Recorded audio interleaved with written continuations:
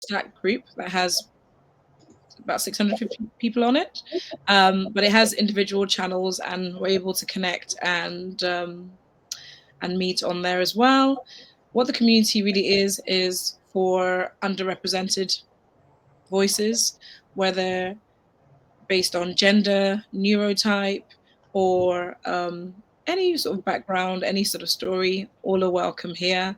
What we're really trying to do is create more inclusivity in tech, and to help support, really help support with your career aspirations. We'd like to help empower, so that whatever your career aspirations are, you feel supported, you can grow in confidence. Please just, if there's anything else you'd like to know about female product lead, please do speak to one of us. Send us a link on email, or if on the Slack group, if you want to find out a bit more. But what we're all about is creating a fair and inclusive space in tech. And we're also all about creating a community that is psychologically safe as well. So yes, please do come talk to us. We really care about the community and empowering voices, and making sure that the tech that is being built is inclusive. There's a lovely picture of a few of us there on the leadership team. We have our founder on there, Bex Yearland, and co-founder Meg Porter on there as well. This community is run by volunteers. And these are some of the companies that we're affiliated with on the bottom as well. We are a CIC, which means that we are not for profit. And we run events which are free and are always going to be free for people to attend. We certainly don't want to create another sort of barrier to attending events. So we tend to have a couple of virtual events a month, and we aim to have about one in person per month. We have some exciting events coming up. One of my favorite topics, psychological safety, coming up about next week. We have one which is a deep dive into product management skills. And what I'm really excited about is we have a festive fundraiser on the 9th of December. At the end of the year, it's quite nice to sort of celebrate yourself and all that you've achieved, all that you are. And we'll be doing the same on the 9th of December. So for the next month, we'll be going to sort of like a fundraising season for change.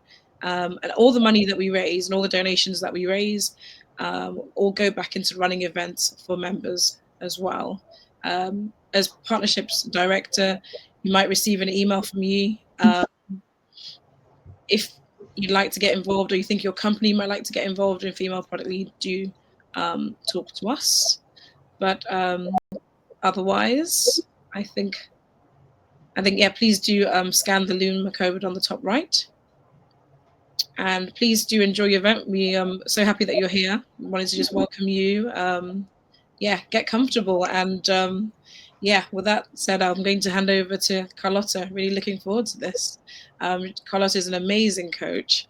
And yeah, really looking forward to this session. And I'm sure we're all going to get a lot of value from it.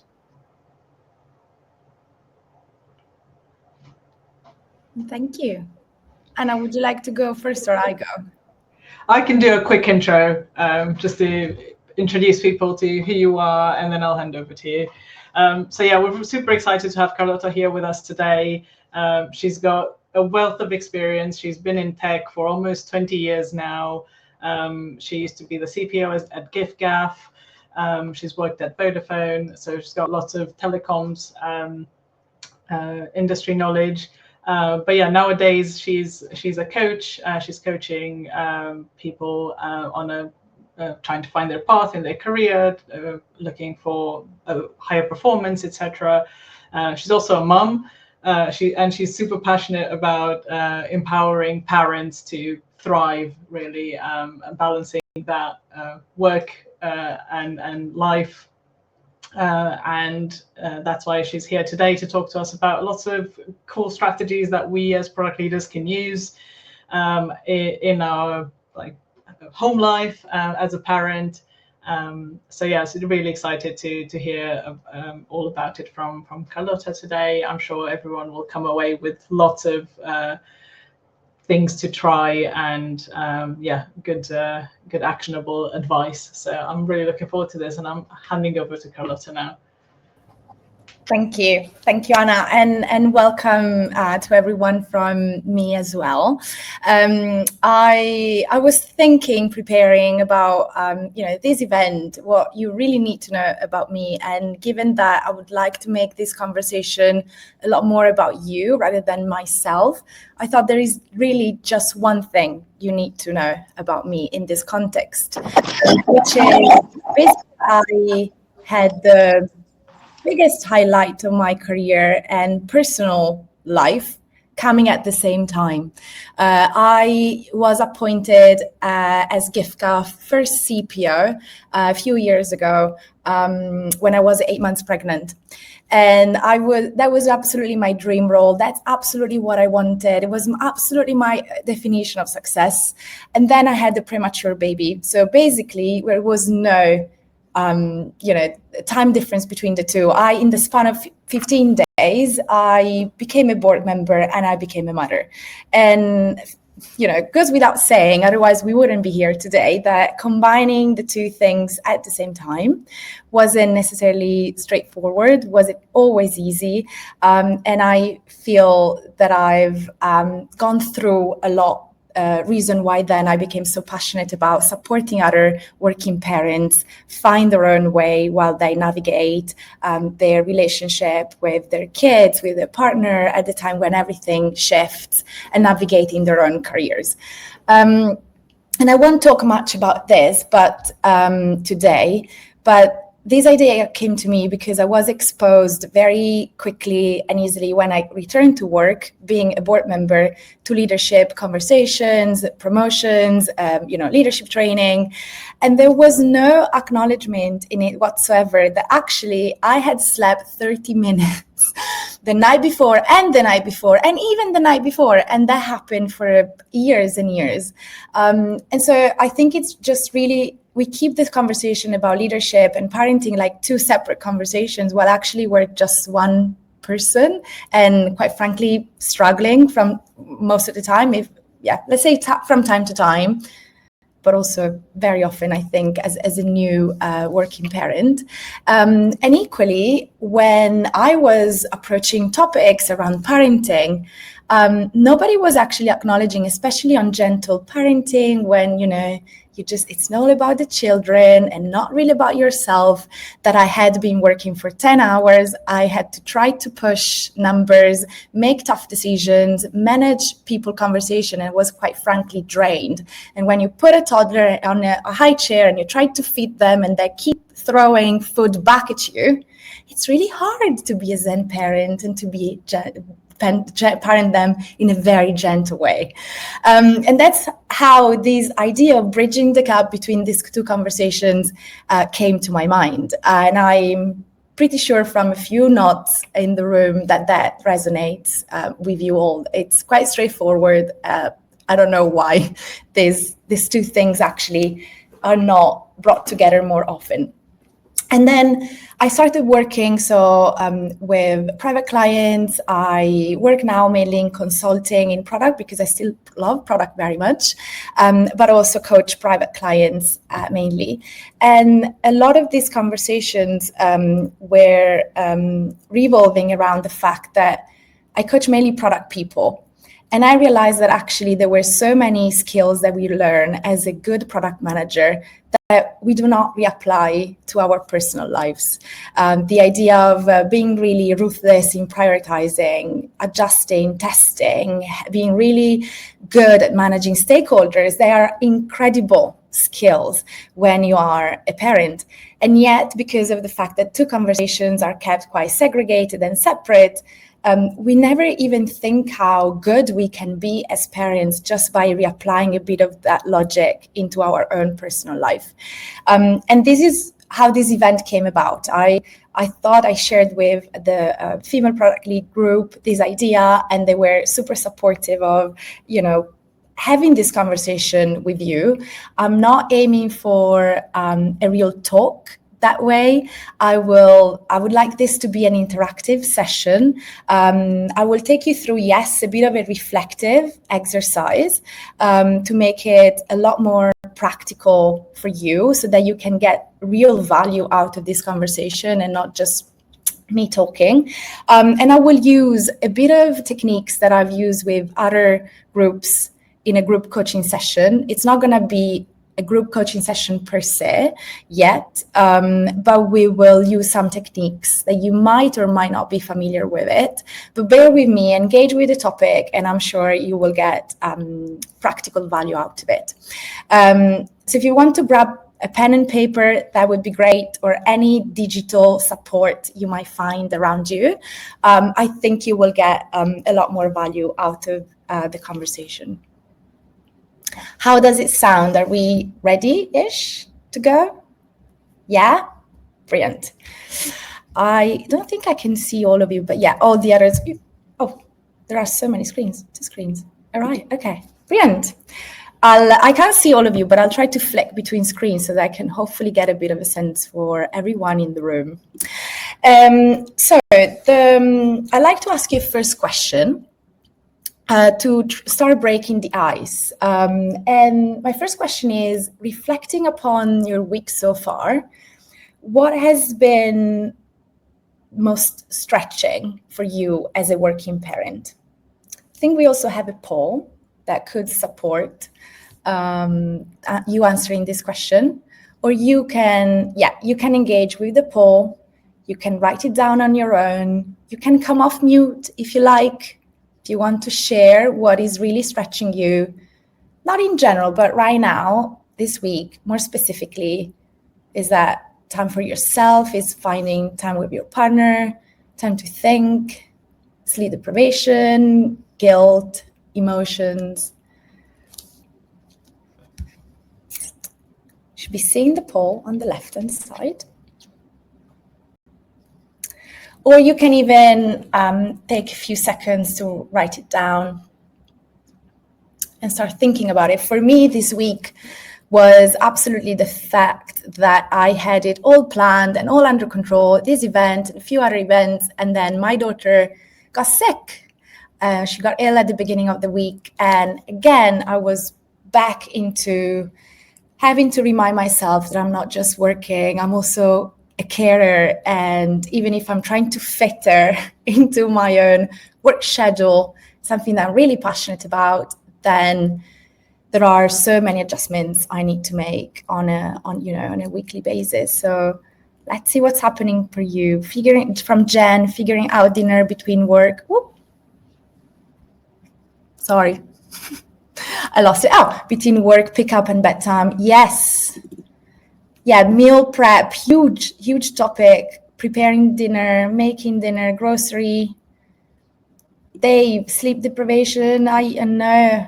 I hear you. I feel you. Yeah, and this is why I think it's so hard then to lead, especially in product and it's such a demanding area when you're not sleeping properly. There's rage from Meg. Working from home and then joining meetings and saying, Mom, yeah, we love them, but yet they drive us nuts. Oh, there's a poll. Oh, see full results from the poll. Me time. Oh, the biggest. Yes, I know. And we will address this partially. If this is one of the things that are stretching you the most, I think we will take this as an opportunity to address potentially some of this. Now, I'll show you in a second what I would like to take you through today. So I've built this framework, which is created by me. So it might become famous, but just in a few months' time or years. For now, it's not, but I think it really works. So bear with me. This is the framework I want to take you through in a bit of a facilitated session and guided reflection among ourselves. We're really good as leaders and as leaders in product around vision, prioritization, managing stakeholders, and running tests, as I said at the beginning. And I would like to experiment this with you and try out what that means to apply these skills and this framework to our personal lives as working parents. So we will talk about vision in terms of redefining success, where we put our energy and focus as working parents. We will touch base quickly on building support and a network, and then we will finish off with running experiments and trying to see what you can take away from this session to build a more sustainable life for yourself. And probably majority of you will be thinking about how to carve out time for yourselves. So we will go into this framework one by one. The first one being vision as we see it. And you know, I don't have to tell you this, obviously, that product vision is so important when we are product people, is what grounds us, what inspires ourselves. But we also, it's so powerful when we use it with the teams to inspire others, to lead, so that our actions can flow a lot more naturally, so that in times when we don't know what to prioritize in our product management life, we can revert back to the vision and think it through and say, oh yeah, well, we will not prioritize that because it doesn't align with our own vision. And if we have a strong product vision, we can also obviously then prioritize better, lead better, manage better our stakeholders, etc., etc. And I wanted to really touch base on this one today because with my private clients, and also I live this on myself, one thing that is really, really hard when we have kids is that vision and definition of success might be challenged deeply. And there is a period of time in which we don't really know what success looks like for us. And I was speaking about this with Meg just yesterday. I knew what my definition of success was until I became a mother. I really wanted that CPO role and I got it. Once I got it and I had a girl, I didn't know what that looked like anymore. I was just so exhausted, so tired that I couldn't even ask those questions myself. I didn't have the energy to engage with the topic and the conversation. So I know this is hard and difficult, but this is where everything, again, from a personal perspective, gets back on track once again. So I've got one first question for you today, which is potentially a difficult question, which is, what does success mean to you as a working parent right now? So again, feel free to write down your own thoughts or share it in the chat if you feel comfortable with it. Come off mute if you wanted to. I appreciate that, you know, if you don't have it sorted, like majority of us don't as a working parent, this might be super hard. But start putting something down. And I would encourage you to put something down that maybe you haven't dared acknowledging so far, something that maybe is a bit hard for you to even express, to put down into words. But start today, now in your own time, with your own piece of pen and paper, to write down where your mind is going. What are you feeling in your own body? What does success mean to you? I'll give you just a couple of minutes. You can actually even write down the actual words. My vision of success is ... and start writing down. Thank you, Kathy, for sharing.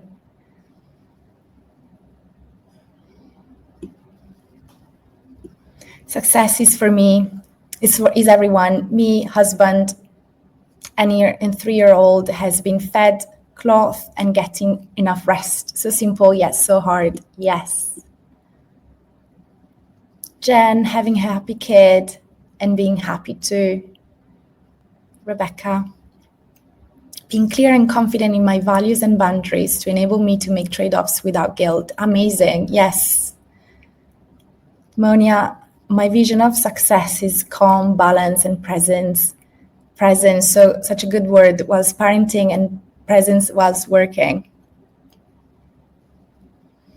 Martina, I want to look back in 10 years and I want to know I have not forgotten myself in motherhood while ensuring my daughter's needs are fully fulfilled and we have a loving relation.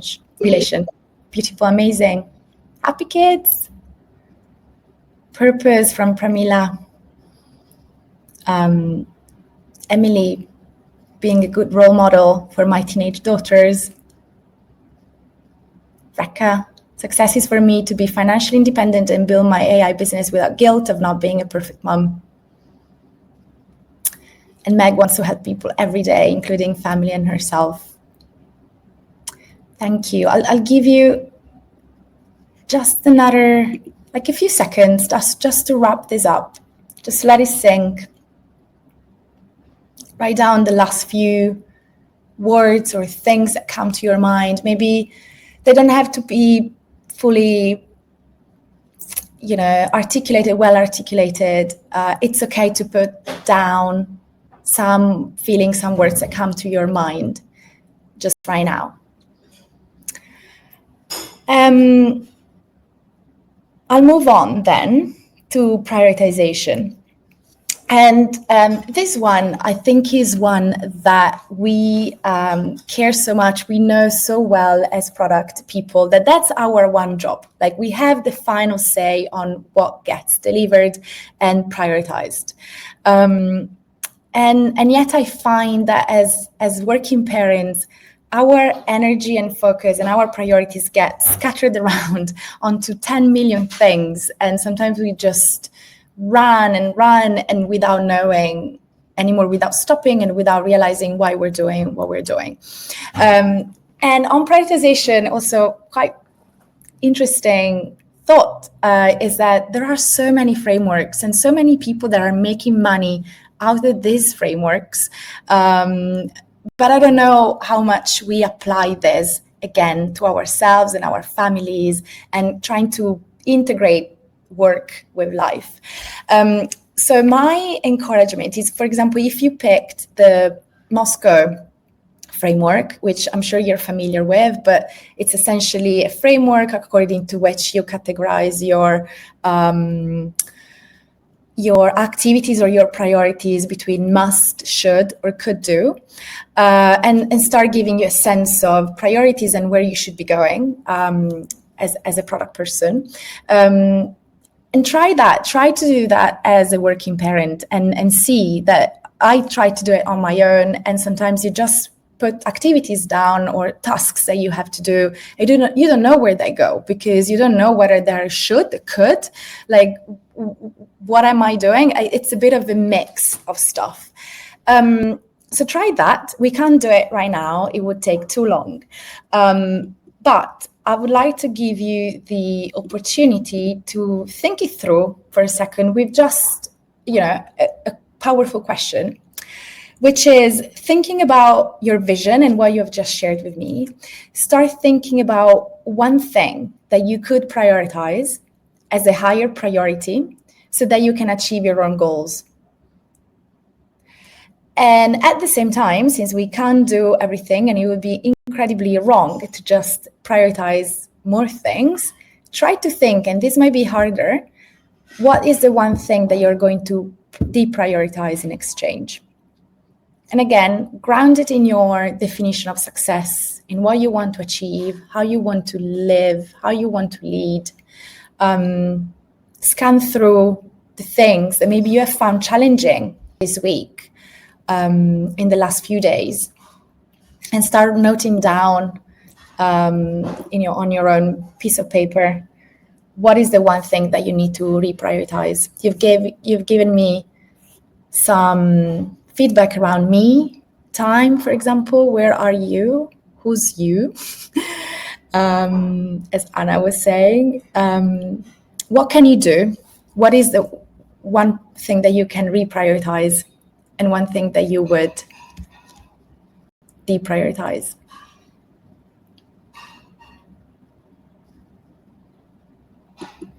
Again, you can write it down, you can put it in the chat. You can come off mute, do whatever feels right to you.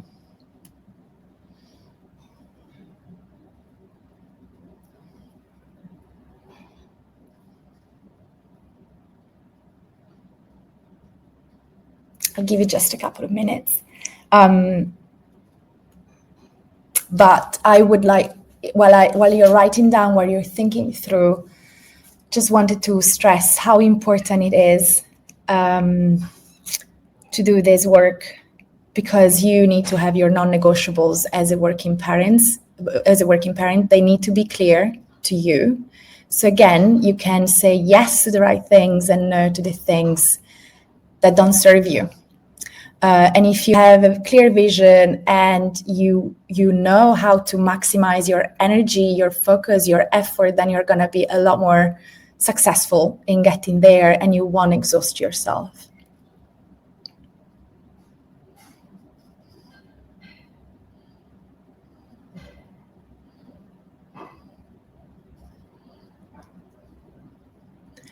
Yeah, there are some comments in the chat around reprioritizing your hobbies, the things you like doing, dance. Whoa, Jen and Martina, same thought around deprioritizing phone, social media, movies, useless meetings. We all have useless meetings.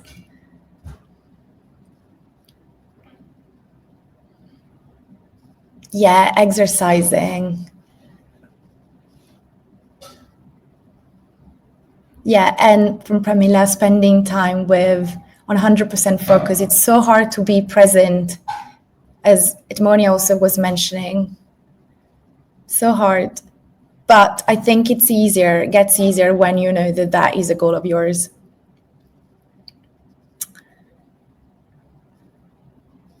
Thank you. I hope we can actually save all of these comments, and I think there's so much richness into it, so maybe we can just copy and then at some point maybe find a way to reshare it with the whole group, as we have compressed time, but there's so much richness. Thank you so much for everyone who's engaging with this topic. I'll move on. Let's go one step further so that we can have a nice then wrap up and conversation later on. But I wanted to prompt you now towards, stakeholder management. And once again, there are millions of frameworks, and I'm sure you have done your stakeholder mapping exercise as a product manager, and the matrix between power and interest, and for sure that you need to proactively manage the top right quadrant of people of high interest and high power. And I'm sure, this is also quite tricky sometimes to do it at work. Imagine when you have to do it at home for yourself. And I think, or at least I find in my own personal experience, that we have some stakeholders that are quite vocal. But when we think about it, they might not have interest or power, because maybe they're just people around us that create noise or chatting or like getting us off track.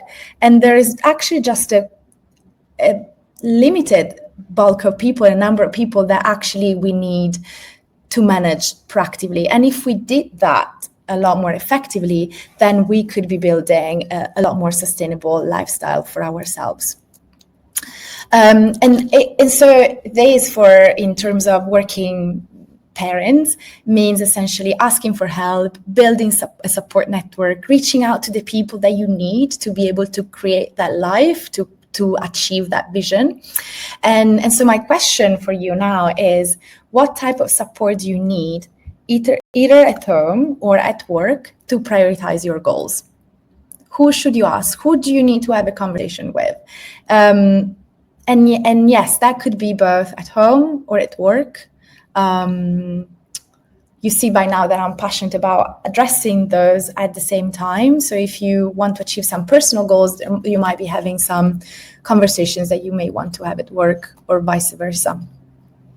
Again, take a couple of minutes to think it through, and make sure you ground it on your own definition of success, or what you feel right now that you are aiming for, even if it's not fully solidified or clarified or 100% there. It's something you can come back to later on.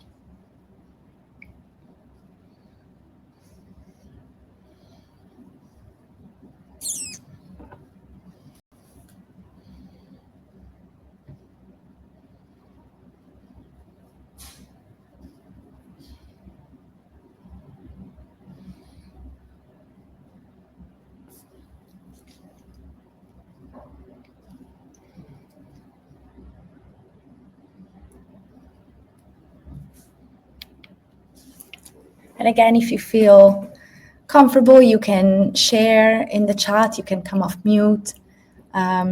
Kathy.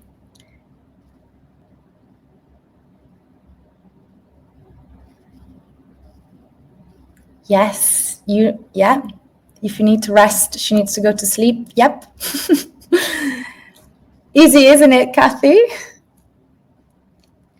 Pramila, yeah, other mums, formal location-based WhatsApp group to help each other. Yes, super powerful, being surrounded by people who understand us. It's so key.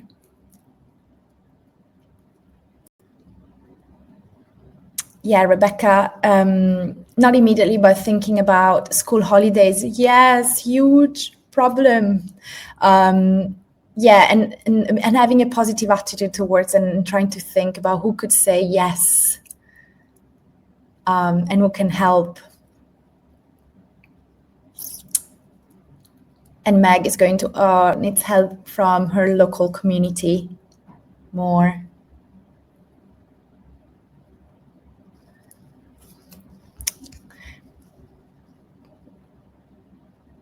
Jessie, who's got teenage boys. Yes, and getting them involved with cooking and helping. Yes, that is also one that I got a lot front of mind. How we protect them so much, and we do so much for them without maybe sometimes letting them help us and do the work that they have to do as being part of a household and having big, being, start addressing or accepting their own responsibilities too.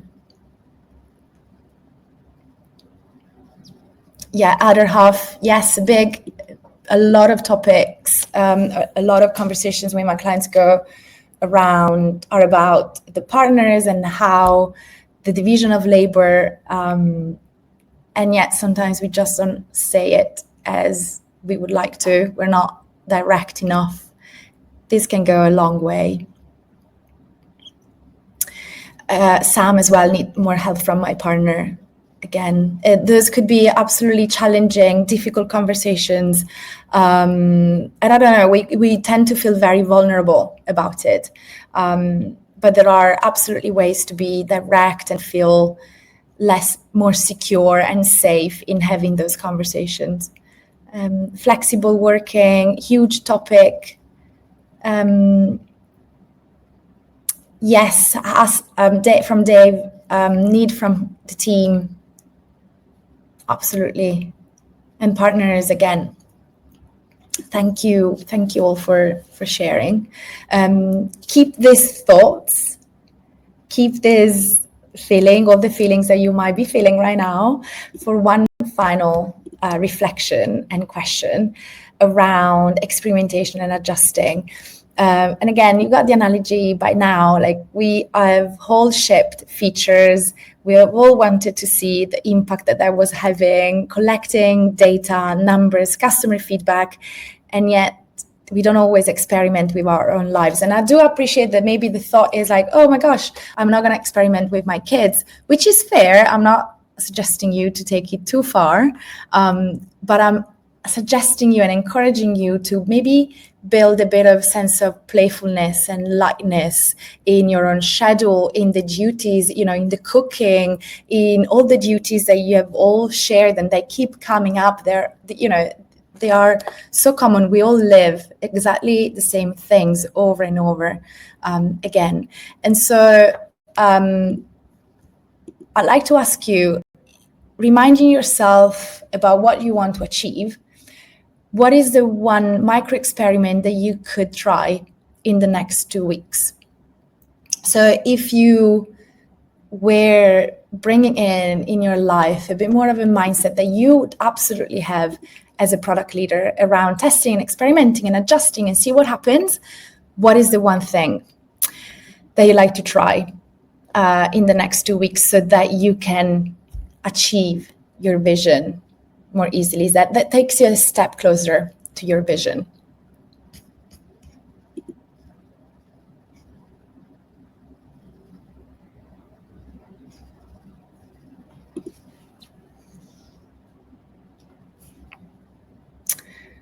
It's interesting because I had an example on myself that I thought I'd share while you're thinking.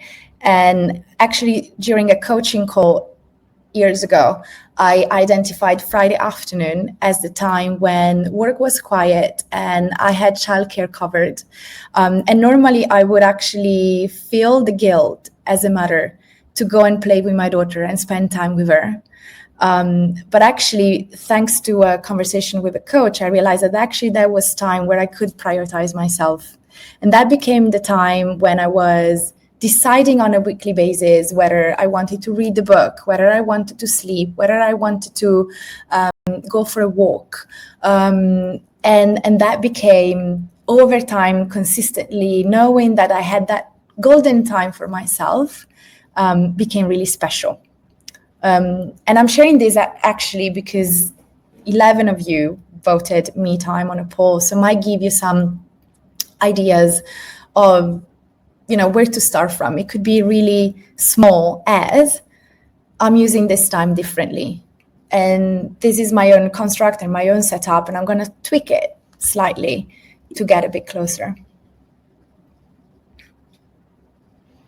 Yeah, so Kathy, for example, walking, yes. So, breathing, taking that time for yourself between nursery, drop off, work, big one.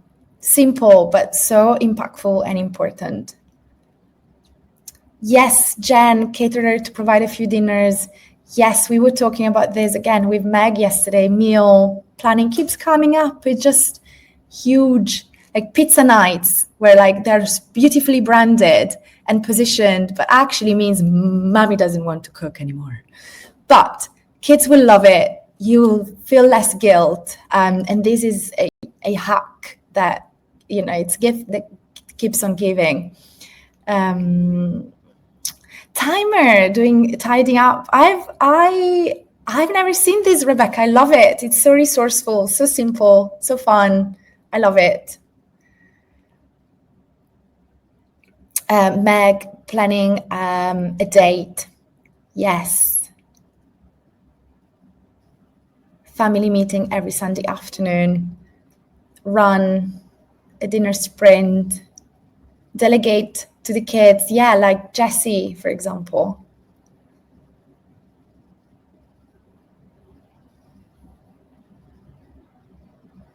Yes. I'll let you think a few more seconds before we wrap up. But these are exactly great examples of things that you could be doing. And I'll give you one more tip on this one. If you have an accountability partner, somebody you're sharing your goal with and you're bringing into the conversation to keep you on track, it works much, much better. Because now you feel very inspired. This week you feel very inspired. At the 4th week, you'll start wobbling. Start thinking, oh no, it's okay. I don't really have to walk. It's okay. It's raining. Oh yeah, maybe I'll plan it another time. Oh yeah, well, I'll cook something instead of doing pizza night or chicken nuggets. So think about now, maybe somebody who could keep you accountable. Obviously, if you have a partner and you're working on that relationship, that could be one person, or maybe it could be a friend, somebody you trust. Also, because in sharing your goal with somebody else just makes it more real and will increase the chances of you getting there. Right. So we've gone through all of this, and as a final reflection, I wanted to hear from you using a poll that we set up with Catherine. Which one of these areas right now feels the most important to you? Which one you feel like you need to deeply engage with? Or you need to reapproach your definition of success? Do you need to reprioritize your energy? You need to ask for help, or you need to work on action? You've got it all planned and figured it out, but you're lacking that final push.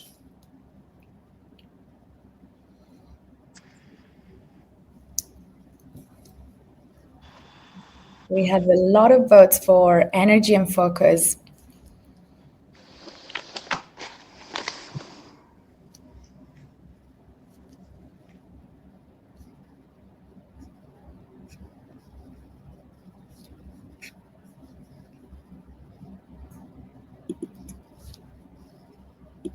Yeah, so looks like energy and focus is the biggest one for this group.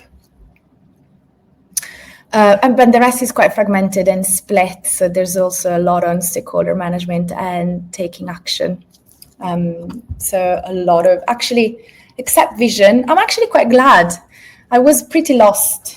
So I'm glad that actually maybe, then that's not necessarily a big thing for you right now.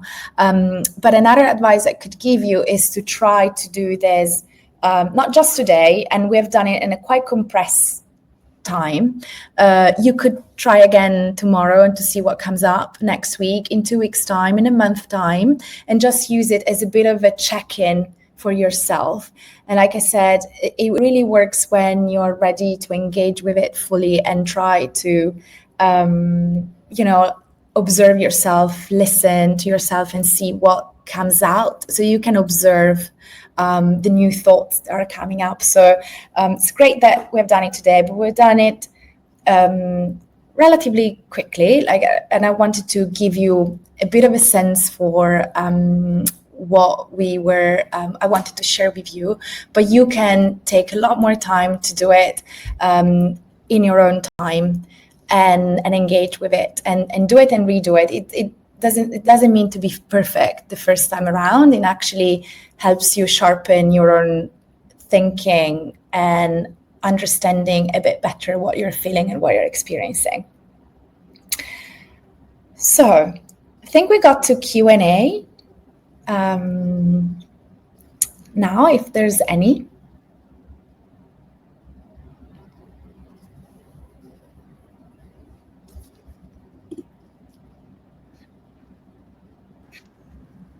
There isn't any, but if people would like to speak up, Yeah, chat, or if they want to discuss something, not necessarily a question, that's also fine.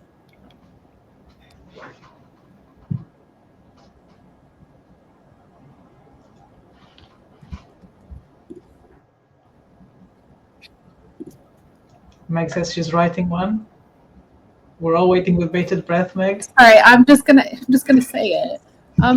I think it would be interesting to hear, so I think maybe some of us wouldn't have chosen vision or redefining success, but I wonder if that's more of an emergent one. Do you have thoughts on this?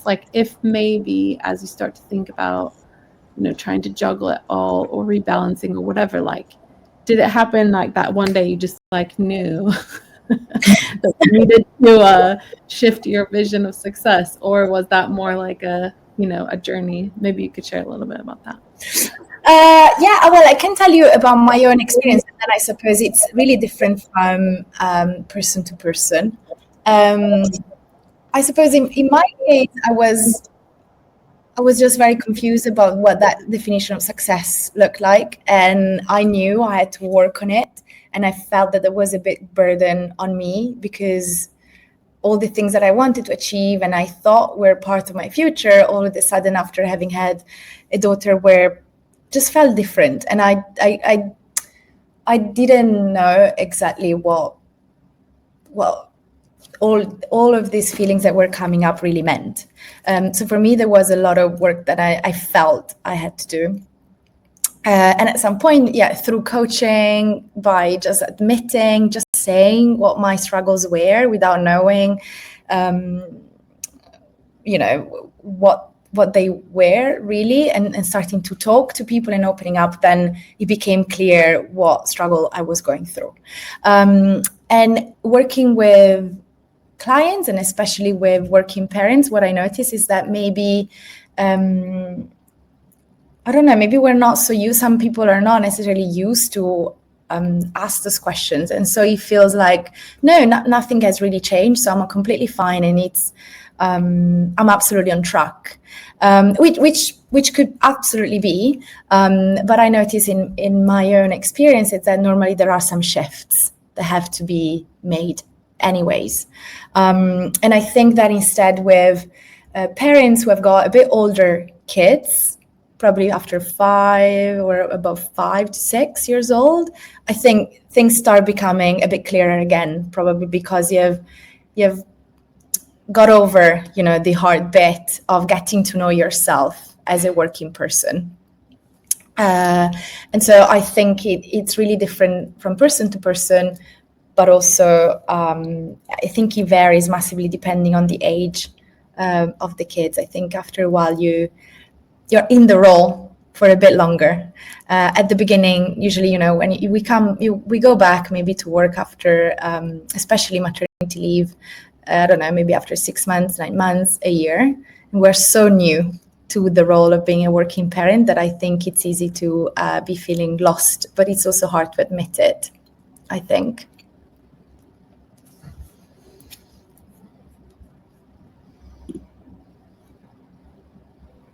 Thank you. The last goal, impactful. Yeah, so Tasha is asking about everyone's tactical tips and tricks, small things that can sometimes be the most impactful, like leaving her phone at 5 to 7 p.m. In her room, made it so much easier. And then kids love having the dedicated attention. I think that's a great idea, actually. I'm going to try that out.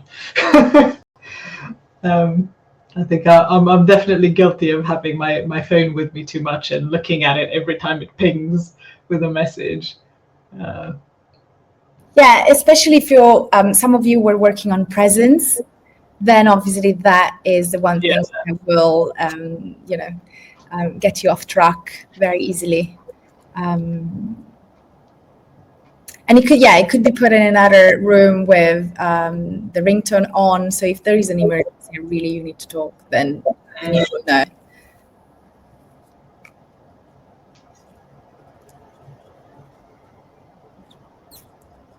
Oh, there was a question from Rebecca. Was it reflecting on this topic that influenced my decision to move to working for yourself? Yes, absolutely, Rebecca. I at some point I started feeling that I wanted more flexibility and variety in my role, that I wanted to work on my own purpose.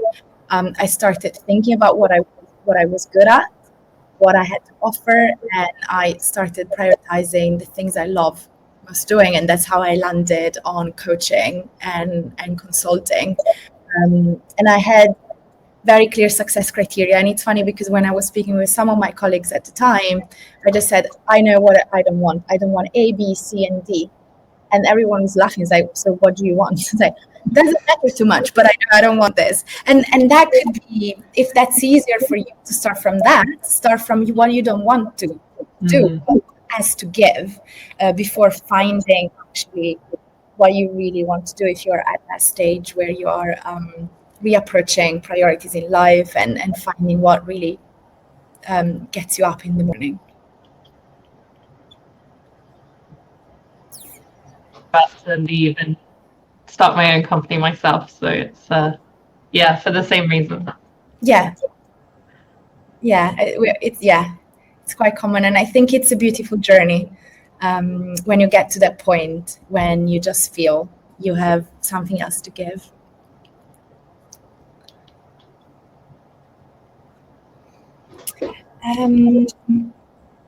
We've got 5 minutes to go, ladies. I don't know whether we want to. Do we want to go? Okay, final question for you. So wrapping up and redefining a bit your thoughts, things that you might have observed and learned from today. Can you please take a minute to write down the single most useful insight or action you're taking away? What is the one thing you're taking away from this session, from this exercise, that was useful, impactful for you?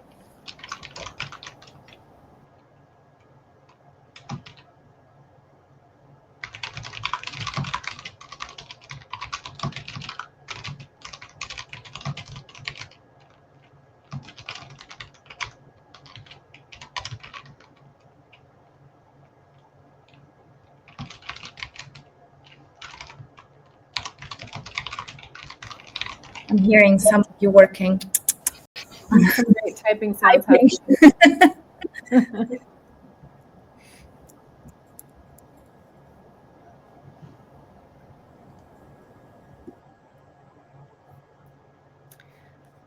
Before we lose too many people, Carlotta, I did want to just jump in and say that we do have, I'm off of video, sorry.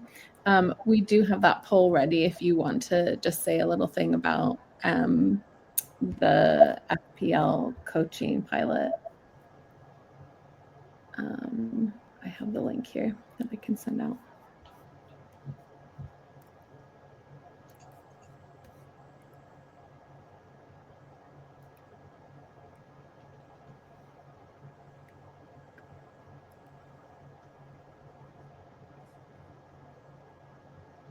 This was a long poll. We were very generous. We gave you plenty of time to write this down.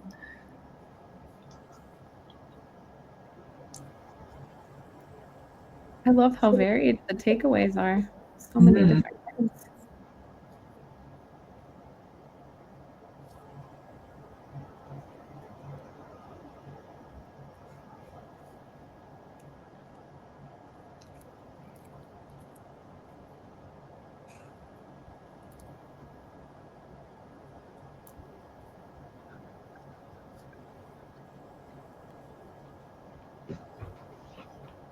Yeah, this is great.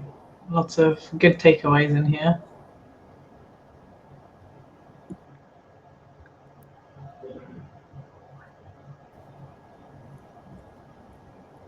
But yeah, I feel like there's an overarching theme around thinking about all of these elements and trying to be a bit more intentional about, balancing for what matters for you, which is really good. Great. Well, I guess if nobody has any more questions or parting thoughts, I'll take the time to thank Carlotta for running this session for us today. I think it's been amazing, and I've definitely learned lots of things about how to, manage that tricky balance between work and being a parent at the same time. So yeah, thank you, Carlotta, for sharing all of that with us. And yeah, everyone who came today, thank you for coming. Thank you for participating in the chat. I think this has been the most active chat I've seen in an online event that we ran. So it's really good to see everyone so engaged and involved. Thank you for coming, and yeah, hope to see you again at one of our future events. You can find us on Luma. All of our events are on there. And yeah, hope you have a great rest of the week. Very, very quickly before everyone drops, I just want to make the 30-second pitch for a pilot that Carlotta and I discussed yesterday, and in very startup scrappy style, I've put together a poll. If anyone is interested in participating in a group coaching pilot that's run by FPL, and you feel interested in coaching, maybe haven't tried it or don't feel like you can access it right now, please register your interest. This is it. This is the link. So it's there. I'm going to share it also on Slack, so don't worry if you lose this. That's the place where you can register your interest. We'd love to hear if you're interested. It will probably kick off in the new year. Awesome. Having sessions just like this would be, I think, very useful for many of us. And if you've never tried coaching, it's a great way to give it a shot and see if it's for you. Thank you so much. Yeah, I think we might want to do that, Catherine. Totally. Thank you. Thanks, everyone. Thanks, everyone. Have a good week. Thank you very much.